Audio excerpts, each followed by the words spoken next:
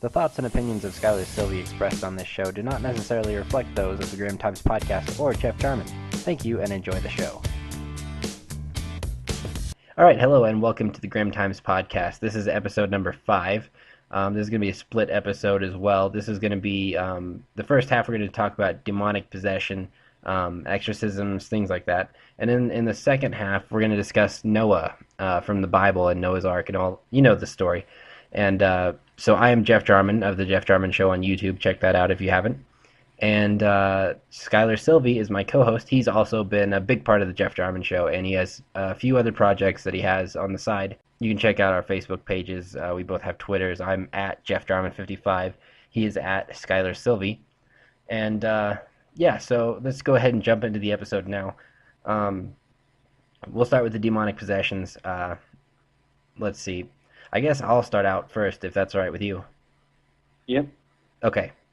All right. So basically, it depends. I mean, some people, if you're not religious, then you might not believe in demons. I'm very, I wouldn't say religious, but I know there's a God, and I believe a good portion of the Bible, and so I mean, it's all up to interpretation, I guess. But I think it's better to study, the facts and evidence rather than just listen to what somebody has to tell you about it. But I'm getting off subject here. Anyway, so for these different things that happen, demons they kind of feed on humans, as far as I understand, and sometimes they will inhabit the human body. They'll try and take it, and kind of like AIDS. Almost. But it's almost worse because the demon would be trying to get, your soul, essentially. But and there have been tons of movies made about it, all this stuff, and some of the perspective may be a little lost on certain instances of film portraying this. But anyway, it's a very sensitive subject because there's so many different theories on it. I mean, okay, let's say that you find somebody who you think is possessed. It starts out as very minor. When a demon takes possession of you, they start out with just, you'll hear noises in your house, different little things here and there, and it'll be kind of weird. And then eventually they'll start to really show up, and they'll start to wear you down. And that's what they need to do, is make you weak and kind of submissive to whatever they want to do. Like, they'll scare you all the time, and there's nothing you can do about it. Like parents of teenagers. Almost. But yeah, they wear you down over time. I mean, they don't haunt the house. So even if you leave your house, they can still be with you. And that's a big problem. And usually these possessions, they happen to people who aren't overly religious. They don't really believe in anything. And they're more susceptible because they don't have any sort of protection.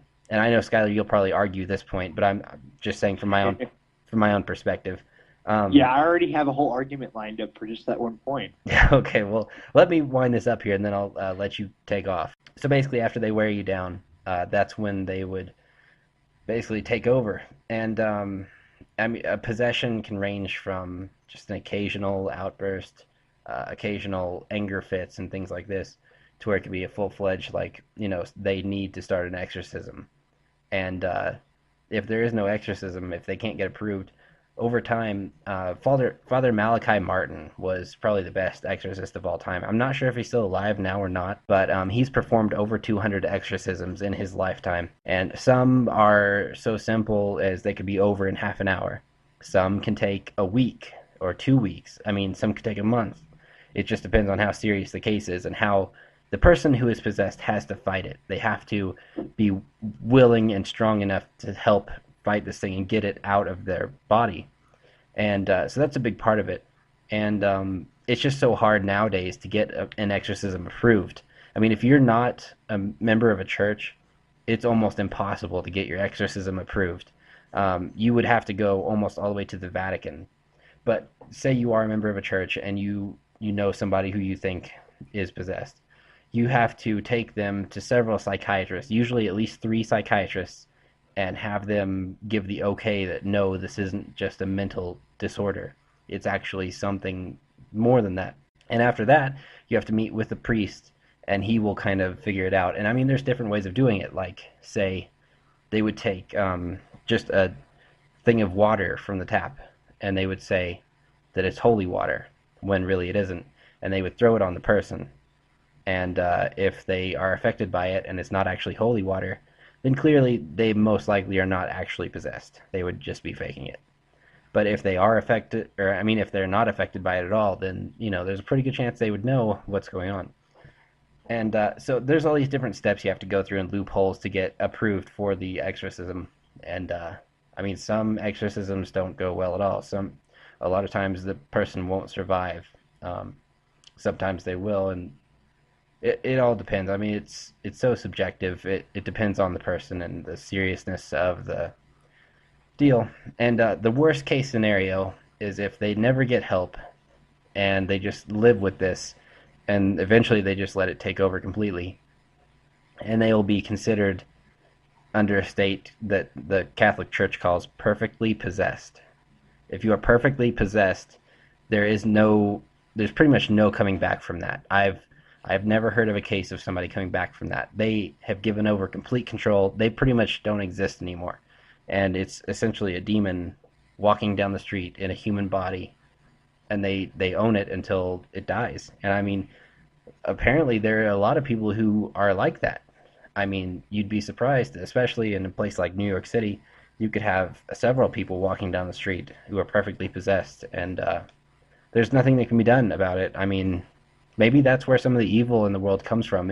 Maybe they get into the government. Maybe, I mean, who knows, the shadow government and all that kind of stuff.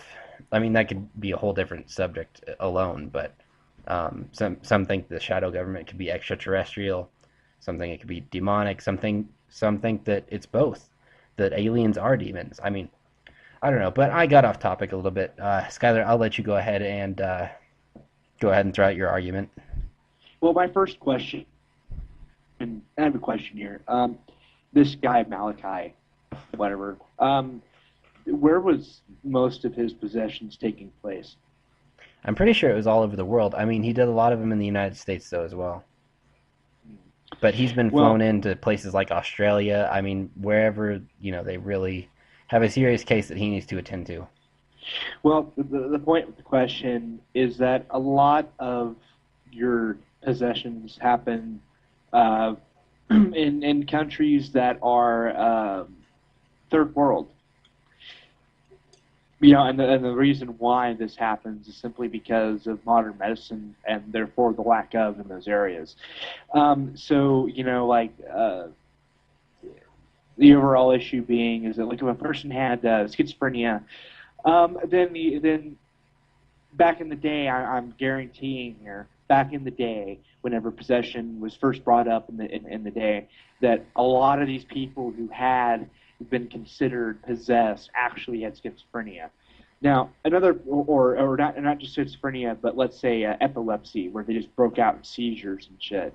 You know, pretty sure that's epilepsy. But the basically point is, they just randomly break out and freaking, having seizures and foaming at the mouth, or whatever. So the overall point is, there's actually this one in Africa where there's these priests. They're tribal. They don't believe in God. They don't believe in any of the modern religions. I forget the name of the actual tribe. But the point is that they believe in these possessions and they happen. There's this person that actually had there's people that in that country that actually would break out in seizures and shit. And the irony is they would put this leaf, or whatever, they had this leaf like a crown leaf, and they put it around their head, and they'd say that this killed the demon. Or didn't kill the demon, we got the demon to leave.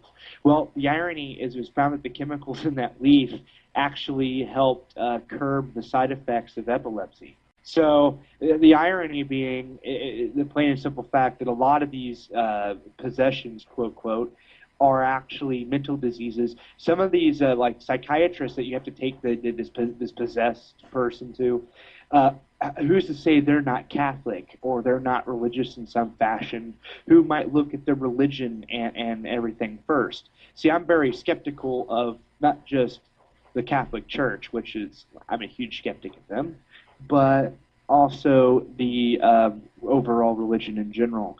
I'm sorry, but I'm gonna have a little bit of trouble buying the word of a priest whenever the reputation of the church is curing childhood diseases with fucking them in the butt. So, and that obviously curing childhood diseases being a very morbid joke is at the point that I am very much against the Catholic Church and have been, well, even whenever I was a religious person, I was against it. Because it's just they seem to follow their human traditions over their religious uh, their religious incentive. So like they practice like they all everybody practices freaking Christmas. But the irony is, there's not one place in the Bible that says you have to celebrate Christmas at this specific time. That is a human tradition. So, and then so there's all these different aspects of it. But back to the whole possession thing, what was it you had stated that the atheists or non-believers or whatever are more susceptible to it? Well, in my belief, not once you cannot show me a single individual who is actually a true believer in God. The reason why I say this is because a belief, when you believe in something, it's an implication that you do more than think about it. Not necessarily that you obsess over it, but that's a factor, but more on the lines of you live by whatever you believe in. If you believe in cars, you drive cars. If you believe in this, you believe in that. But the funny thing about belief is you're always doing it, in whatever you believe in. If you sin, you're a sinner, okay, and you're a Christian, and that within itself is a contradiction. So if you're, as the term goes, God fearing, which by the way makes no logical sense, but if you're God fearing, then you wouldn't be sinful. Therefore, you would be you shouldn't be sinful if you're God fearing and you do not and you believe in the whole thing. Then you shouldn't sin. You should go through every effort to not do it. Well, I So think a lot there, of people do. I don't think they do. You see, I think a lot of Christian people only go to church because other people they know go to church or because their family goes to church. If a true believer in God, number one, wouldn't even have sex out of wedlock, they wouldn't be doing anything. But honestly, a true believer in God would freaking kill every woman that was a victim of rape. Stone They them. would, yeah, stone them to death. Or a true believer in God would kill every individual working on Sunday. So the overall point here is simply that you can't honestly, nobody can actually say they're a true believer in God in the sense that, or I'm going to rephrase everything. Not a believer in God, just a believer in the religion. I'll rephrase that. Believing in God and believing in the religion are two separate things. Yeah, very different.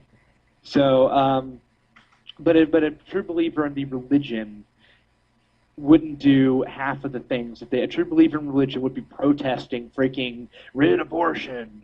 A true believer in whatever religion in that religion wouldn't be doing any of those things. So the fact of the matter is that the argument that the demons possess only those individuals is a vague statement, basically a statement that's suggesting that they'll possess anyone.